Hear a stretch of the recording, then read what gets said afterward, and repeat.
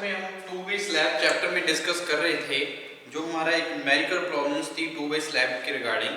ठीक है जी, तो डिजाइन स्टेप्स हम स्टेप वाइज डिस्कस कर रहे थे और कैलकुलेट कर रहे थे वैल्यूज को, और हमने स्टेप नंबर 7 डिस्कस किया था। Step number 7, design of reinforcement, design of reinforcement।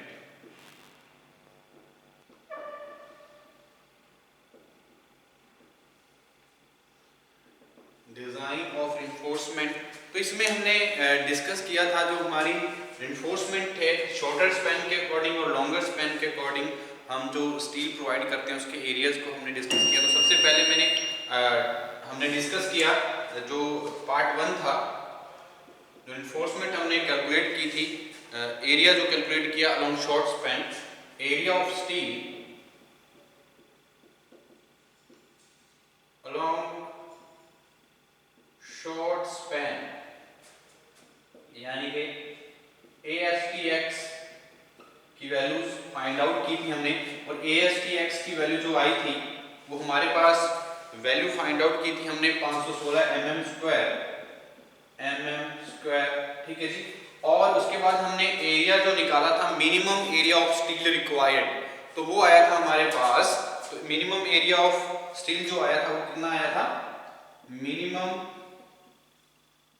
Area of steel required, वो हमने कैलकुलेट किया था 12%, जो हमारा 12% of the slab area, cross sectional area of the slab. तो हमारे पास जो वैल्यू आई थी इसकी 240 mm स्क्वायर। ठीक है जी, तो हमारी जो कंडीशन थी ASTX की वैल्यू जो मिनिमम से, यानी कि 516 की जो वैल्यू है वो क्या है, ज्यादा है हमारी। ASTX ग्रेटर देन है हमारा 240 mm स्क्वायर से, मिनिमम इतना प्रोवाइड कर सकते, तो हम इतना प्रोवाइड कर रहे हैं, तो हमारा क्या है, hence it is okay, it is okay. तो ये जो शेयर हमारा अल्टीमेट मैक्सिमम बेंडिंग मोमेंट है, तो उसको रजिस्ट करने में ये सेटिस्फाइड है, इसलिए हम इसको बोलते हैं जो हमारी एरिया है मिनिमम इतना हम प्रोवाइड कर सकते। तो नेक्स्ट अगर हम फर्दर बात करें, तो हम अगर एरिया 10 mm बार यूज कर रहे हैं, स्टार्टिंग में ही हमने जो स्टेप्स डिस्कस किए उसमें हमने देखा जो बार यूज कर रहे हैं 10 mm का यूज कर रहे हैं। ठीक है जी, तो 10 mm बार यूज करें तो एरिया ऑफ 1 बार हम कैलकुलेट कर सकते हैं। तो एरिया ऑफ 1 बार अगर हमारे पास आता है तो उससे हम उसकी हेल्प से स्पेसिंग कैलकुलेट कर पाएंगे। ठीक है जी, सबसे पहले हम डिस्कस करते हैं एरिया ऑफ 1 बार। तो हमें पता है एक बार का जो डाया है, जो डाया कितने डाया का हम यूज कर रहे हैं बार्स को, 10 mm। तो 10 mm डाया बार्स के लिए हम अगर देखें तो हमारे पास एरिया ऑफ 1 बार क्या रहेगा। ओके जी, तो एरिया ऑफ 1 बार को हम A5 से डिनोट करते हैं। A5 π/4 into D square.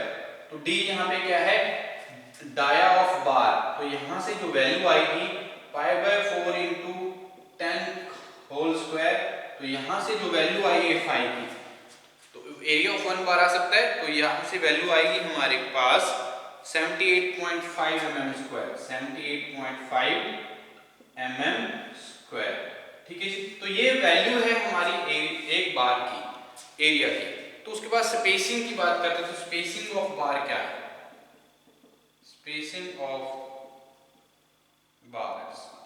ठीक है जी, जब हम स्पेसिंग निकालते हैं, हमें A5 की वैल्यू पता है, तो हम निकाल सकते हैं A5 into B divided by, हमारे पास टर्म रहेगी ASTX जो एरिया है हमारे पास।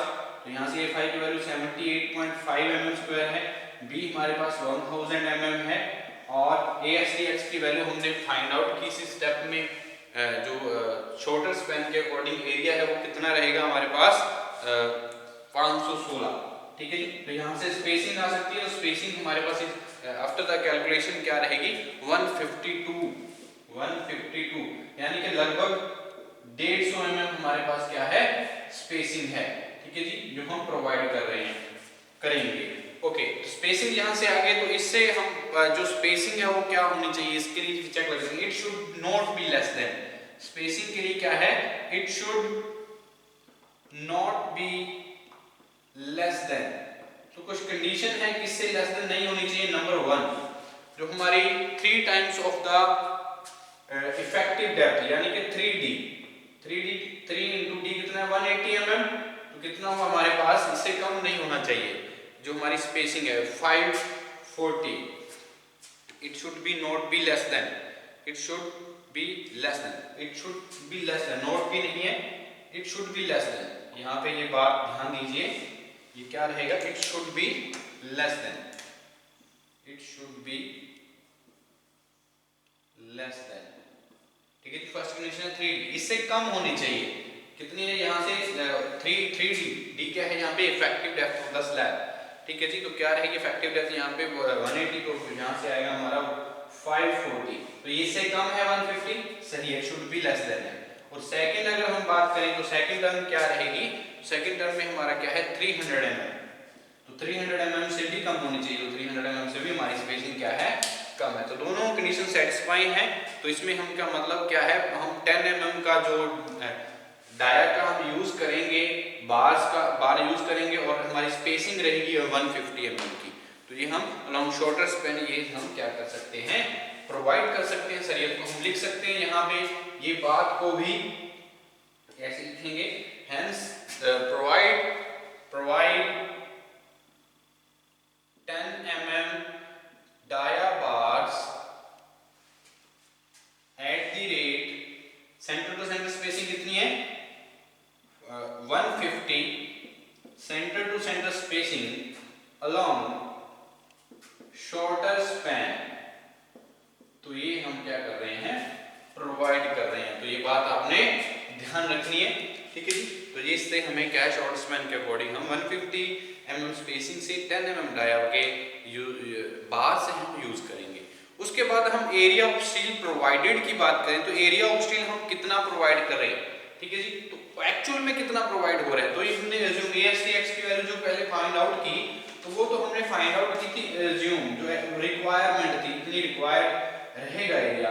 तो अगर हम एक्चुअल में कितना प्रोवाइड कर रहे हैं वो भी अगर हम कैलकुलेट करना चाहें तो यहाँ से कैलकुलेट कर सकते हैं, क्योंकि हमें पता है स्पेसिंग क्या है, हमें एरिया ऑफ 1 बार पता है, हमें विड्थ पता है, तो कितनी आएगी वो हम यहाँ से कैलकुलेट कर सकते हैं। AST प्रोवाइडेड, यहाँ से हम निकालेंगे AST x जो रहेगा क्या है, प्रोवाइडेड रहेगा।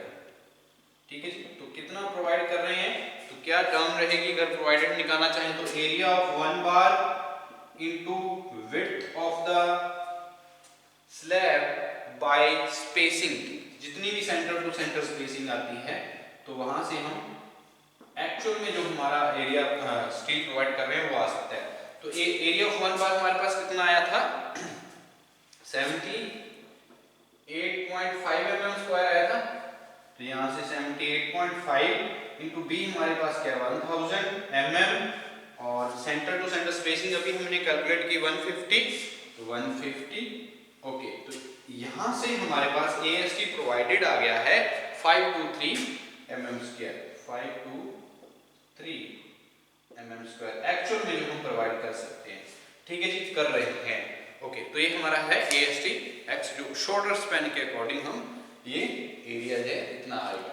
उसके बाद हम बात करते हैं इसी स्टेप में सेकंड पार्ट की, हम एरिया ऑफ स्टील अलोंग निकालने वाले हैं लॉन्गर स्पैन। ठीक है जी, तो लॉन्गर स्पैन के अलोंग हम क्या करेंगे, एरियाज को फाइंड आउट करते हैं। तो यही मेथड से हम क्या करेंगे, इसको भी लॉन्गर स्पैन को भी के अकॉर्डिंग भी हमारा एरिया जो रहेगा उसको फाइंड आउट करेंगे लॉन्गर स्पैन। ठीक है जी,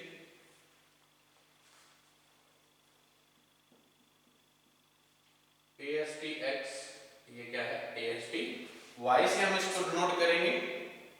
ओके, तो हमारा रिइंफोर्समेंट जो हम प्रोवाइड कर रहे हैं वो देखिए जो क्या रहेगा। अगर हम बात करें तो AST प्रोवाइड, तो MU की टर्म में हम निकालते हैं, तो MU यहाँ पे क्या आएगा, जो y के अलोंग द लॉन्गर स्पैन हमने जो maximum ultimate maximum bending moment निकाल दो, उसकी टर्म में हम जहाँ पे निकाल सकते हैं तो 0.87 Fy ASTY into dy minus ASTY into Fy by FCK into B, FCK into B। तो ये टर्म हम यहाँ पे यूज करेंगे, ठीक है जी। ओके, तो हमारे पास वैल्यू सारी यहाँ पे हैं हमारे पास। MUY के हम ऑलरेडी हम पहले वाले जो स्टेप थे उसमें कैलकुलेट कर चुके हैं। तो यहाँ से MU की वैल्यू कितनी है हमारे पास 16231.77 न्यूटन रेज़ टू पावर 3 और Fy हमारे पास कितना है 415 न्यूटन पर mm स्क्वायर है। और AST हमें फाइंड आउट करना है। Effective depth of the slab along longer span 170 mm आया था हमारे पास। ये भी हमारे पास Fy 415 न्यूटन पर mm स्क्वायर और FCK 20 न्यूटन पर mm स्क्वायर है और B की वैल्यू कितनी है 1000 mm, ठीक है जी। तो ये वैल्यूज हम यहाँ पे इस टर्म में हम क्या कर सकते हैं पुट करेंगे और हमारे को ASTY की वैल्यू यहाँ से हम कैलकुलेट कर सकते हैं। तो ASTY की वैल्यू कितनी आ रही है यहाँ से after the calculation we plus the value of area of steel along longer span. तो ASTY हमारे पास आफ्टर द कैलकुलेशन क्या आने वाली है ये बात ध्यान दीजिए, ठीक है जी। तो वैल्यू जो रहेगी हमारे पास 274 mm स्क्वायर, 274 mm स्क्वायर हमारे पास ASTY रिक्वायर्ड एरिया जो आ रहा है, ठीक है जी। जब ये एरिया आता है हमारे पास तो हम प्रोवाइड, हमें पता है both sides of the span of slab we provide the main steel on both sides of the span, ठीक है जी। तो मेन स्टील हम प्रोवाइड करते हैं। टू वे स्लैब जब हम डिजाइन कर रहे होते हैं, जब वन वे स्लैब की बात करते हैं तो डिस्ट्रीब्यूशन स्टील हम प्रोवाइड करते हैं, ठीक है जी। अलोंग द लॉन्गर स्पैन और शॉर्टर स्पैन के अलोंग हम मेन स्टील प्रोवाइड करते हैं। तो इसमें क्या है हमने मेन स्टील दोनों साइड प्रोवाइड की है। ओके, तो यहाँ पे हमने प्रोवाइड कर रहे हैं प्रोवाइड 10 mm डाया बार्स, ठीक है जी। तो 10 mm के हम डाया के जो बार्स यूज कर रहे हैं, ठीक है जी। तो इसके लिए हम अगर हम एरिया निकाल लें एक बार का तो हम स्पेसिंग कैलकुलेट कर सकते हैं। जब हम स्पेसिंग कैलकुलेट कर सकते हैं तो उससे हम AST जो प्रोवाइडेड है एक्चुअल में जितना प्रोवाइड है वो भी कैलकुलेट हो सकता है, ठीक है जी। तो यहाँ पे जो प्रोवाइड किया है इसलिए हम जो वैल्यू है ASTY की ये हमें याद रखनी है कितनी रहेगी। उसके बाद नेक्स्ट जो हम जो टर्म है उसको कैलकुलेट करते हैं। तो 10 mm का जो सरिया है वो हम यूज कर रहे हैं यहाँ पे, ठीक है जी। तो इसके बाद हम बात करते हैं जो हमारा एरिया ऑफ वन बार है, area of one bar equal to रहेगा π/4 इंटू डी स्क्वायर। तो डी यहाँ पे क्या है डाया ऑफ द बार, तो π/4 इंटू डी कितना है हमारे पास 10 का whole square equal to π/4 into हमारे पास वैल्यू कितनी आई है यहाँ से 10 का स्क्वायर करेंगे तो यहाँ से एरिया ऑफ वन बार कितना आ गया तो एरिया ऑफ वन बार हमारे पास कितना आएगा 78.5 mm square. Area of one bar जब हमने कैलकुलेट करें तो स्पेसिंग कैलकुलेट कर सकते हैं। तो स्पेसिंग यहाँ से हम कैलकुलेट कर लेते हैं, ठीक है जी। स्पेसिंग तो जो बार यूज कर रहे हैं तो इसमें स्पेसिंग क्या रहेगी, जब हमारे पास एरिया ऑफ वन बार है ये फाई की वैल्यू हमने कैलकुलेट की है इनटू कितनी विड्थ में हम जो स्पेसिंग है बाय जो हमारा क्या रहता है स्पेसिंग कैलकुलेट करने के लिए जो टर्म है हम यूज करते हैं।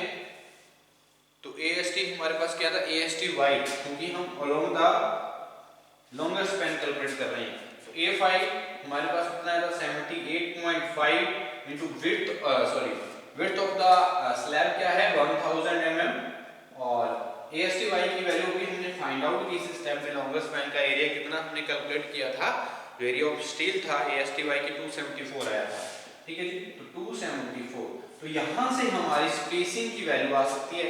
तो स्पेसिंग लगभग हमारे पास वैल्यू आ रही है यहाँ से 286.5, 286.5 लगभग 285, ठीक है जी। तो लगभग वैल्यू हमने 285 ली है, तो स्पेसिंग हमने 285 ली है।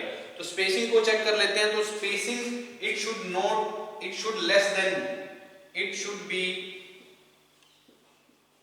लेस देन, तो किससे कम होनी चाहिए जो हमारी स्पेसिंग है, it should be less than number 1 3 into d, यानी कि 3 times of the effective depth of the slab, ठीक है जी। तो 3 into d करेंगे तो 3 into d की वैल्यू हमारे पास effective depth of the slab कितनी है, तो यहाँ पे y यूज करेंगे हम, ठीक है जी।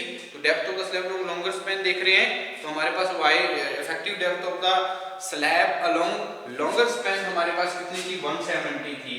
तो यहाँ से हमारी वैल्यू कितनी आई है 510 mm, 510 mm। तो ये वैल्यू क्या है हमारी ज्यादा है ना इससे, तो इसका मतलब क्या है, it should be less than 510 mm। तो स्पेसिंग सही है। दूसरी कंडीशन क्या रहती है 300 mm, 300 mm से भी कम होनी चाहिए। तो 300 mm से भी हमारी स्पेसिंग क्या है, कम है। तो दोनों कंडीशंस क्या कर रही हैं, सेटिस्फाई कर रही हैं, हेंस इट इज ओके। तो स्पेसिंग हमारी क्या है, सही है। तो इसका मतलब क्या हुआ, we provide the provide 10 mm dia bars, 10 mm dia bars at the rate center to center spacing 285 mm, centre to centre spacing कितनी है 285 mm along the longer span, along the longer span, ठीक है जी। तो ये बात आपने यहाँ पे ध्यान रखनी, तो ये हम प्रोवाइड कर सकते हैं, हमें यहाँ से पता चल गया है। ओके, उसके बाद अगर हम बात करें, जब हमारे पास स्पेसिंग की वैल्यू आ गई है, ठीक है जी, और हमने एरिया कैलकुलेट किया है 1 बार का, तो हम यहाँ से क्या कर सकते हैं, AST एक्चुअल में हम लॉन्गर स्पैन के अकॉर्डिंग हम एक्चुअल में कितना एरिया जो है स्टील का वो प्रोवाइड कर रहे हैं, वो हम यहाँ से कैलकुलेट कर सकते हैं, ठीक है जी। तो ओके, वो टर्म भी यहाँ से भी हम कैलकुलेट कर लेते हैं। तो एरिया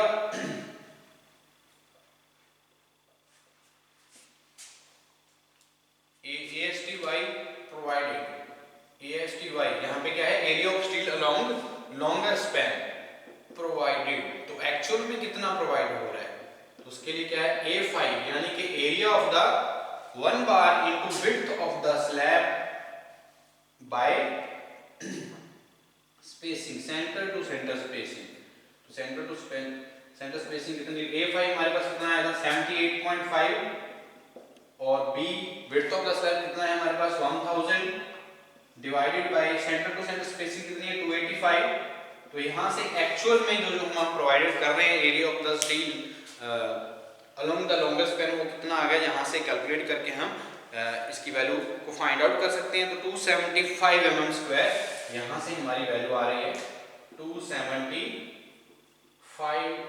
mm स्क्वायर, ठीक है जी। तो लॉन्गर स्पैन के अकॉर्डिंग और शॉर्टर स्पैन के अकॉर्डिंग हमारी वैल्यू आ चुकी है 275, और तो हमारी जो वैल्यू आई थी 523 mm स्क्वायर आई थी along the shorter span,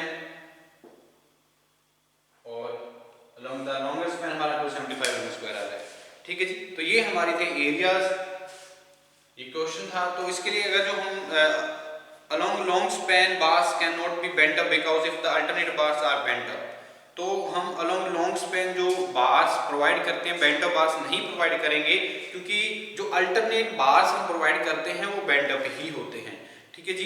then the जो रिमेनिंग एरिया है, जैसे अगर हम बात करें 285 हमारे पास स्पेसिंग है, इसको बाय 2 करें तो हमारे पास रिमेनिंग एरिया बचता है 142 mm स्क्वायर, ठीक है जी।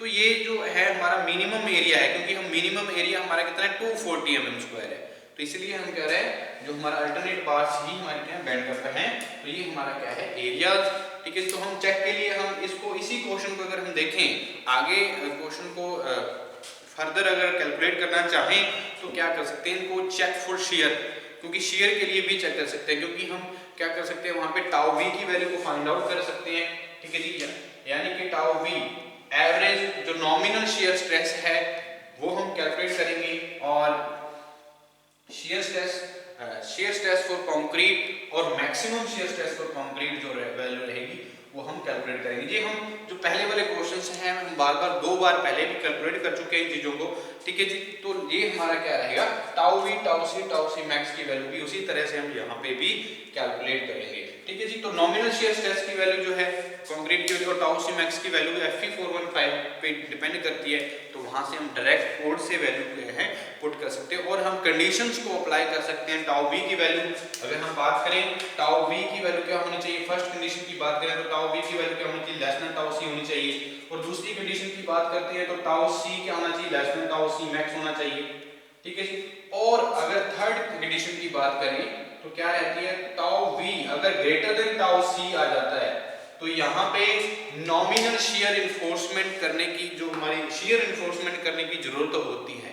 अगर यहाँ पे टाउ वी जो है, tau V less than tau C है तो ठीक है, तो क्या है यहाँ पे शेयर इन्फोर्समेंट नहीं करेंगे, वहां पे नॉमिनल शेयर इन्फोर्समेंट तो होती ही है, ठीक है जी। तो ये स्लैब के केस में ये हमारे क्या है टर्म्स रहती हैं, ठीक है जी। तो ये आगे अगर हम बात करें डेवलपमेंट लेंथ के लिए तो LD की वैल्यू को फाइंड आउट करना होगा, ठीक है जी। डिफ्लेक्शन के लिए L/D जो रेशियो है प्रोवाइडेड कितना है वो लेस देन होना चाहिए L/D मैक्सिमम से, वो सेम हमारे स्टेप रहते हैं सारे के सारे, जितने भी हमारे बीम के केस की बात करें, स्लैब के केस की बात करें, जो सिंगली सपोर्टेड जो हमारे बीम रहते हैं, डबली सपोर्टेड बीम रहते हैं, ठीक है जी, 1 वे स्लैब रहती है, 2 वे स्लैब रहती है, तो ये सारे के सारे हमारे इस तरह से क्वेश्चन जिस स्टेप जो है कॉमन रहते हैं, ठीक है जी। तो ये बात आपने ध्यान रखनी है, क्या डिफरेंस है 1 वे स्लैब में 2 वे स्लैब में, क्या कंपैरिजन रहते हैं, ये भी आपको पता होने चाहिए, ठीक है जी। तो इनको 1 वे स्लैब क्यों कहते हैं, 2 वे स्लैब क्यों कहते हैं, ठीक है जी। तो ये बात भी आपको पता होना चाहिए, ठीक। तो ये हमारा क्या है जो 2 वे स्लैब चैप्टर है यहाँ पे कंप्लीट होता है। तो नेक्स्ट चैप्टर जो है हम नेक्स्ट लेक्चर में डिस्कस करेंगे, जो चैप्टर नंबर जो नेक्स्ट रहेगा हमारा एक्सिल लोडेड कॉलम्स, ठीक है जी। तो एक्सिल लोडेड कॉलम्स के बारे में हम नेक्स्ट लेक्चर में डिस्कस करने वाले हैं, जो नेक्स्ट चैप्टर रहेगा। तो कॉलम्स की डेफिनेशंस के बारे में देखेंगे, क्लासिफिकेशन क्या रहती है कॉलम्स की, और इफेक्टिव लेंथ ऑफ कॉलम के बारे में जानेंगे, और कुछ लॉन्गिट्यूडिनल और लैटरल रिइंफोर्समेंट हम प्रोवाइड करते हैं उसकी स्पेसिफिकेशंस के बारे में जानेंगे, और जो हम डिजाइन करेंगे एक्सिल लोडेड कॉलम, जो स्क्वायर कॉलम है, रेक्टेंगुलर कॉलम है, या सर्कुलर कॉलम है, जो शॉर्ट कॉलम है, by limit state method including sketch भी हम क्या करेंगे डिस्कस करेंगे, ठीक है जी। तो नेक्स्ट लेक्चर में डिस्कस करते हैं हमारा नेक्स्ट चैप्टर।